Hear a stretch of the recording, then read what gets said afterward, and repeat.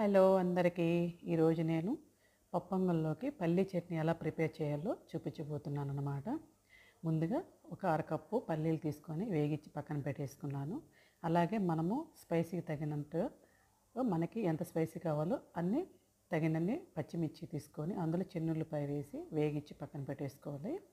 ఆ తర్వాత mixie bowl తీసుకొని అందులో వేగించుకున్న పచ్చిమిర్చి, చిన్నుల్లిపాయ, పల్లీలు, పుట్నాల పప్పు వేసేసి కొంచెం చింతపండు, జీలకర్ర, కల్లుప్పు వేసేసుకొని ఇంకా మనం ఇవన్నీ వేసుకొని తర్వాత కొంచెం కొబ్బరి పొడి వేసుకున్నామంటే టేస్ట్ బాగుంటుంది అన్నమాట. ఇప్పుడు చూసారా కొంచెం మెదిగిన తర్వాత తగినన్ని వాటర్ పోసుకొని పలుచగా ఉండాలనుకుంటే ఎక్కువ వేసేసుకోండి, లేదు గట్టిగా ఉండాలనుకుంటే తక్కువ వేసేసుకోండి వాటరు. వేసుకొని అలా మిక్సీ చేసుకున్న తర్వాత ఒక గిన్నెలో తీసి పెట్టేసుకోవాలి.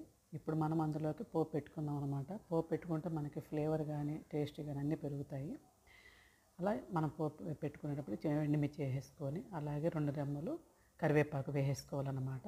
ఇప్పుడు నేను పప్పొంగలి తయారు చేశాను. అందులోకి ఈ పల్లీ చట్నీ కాంబినేషన్ సూపర్గా ఉంటుంది. నచ్చితే లైక్ చేయండి, సబ్స్క్రైబ్ చేయండి, నా ఛానల్ ఫాలో చేయండి. Okay, bye.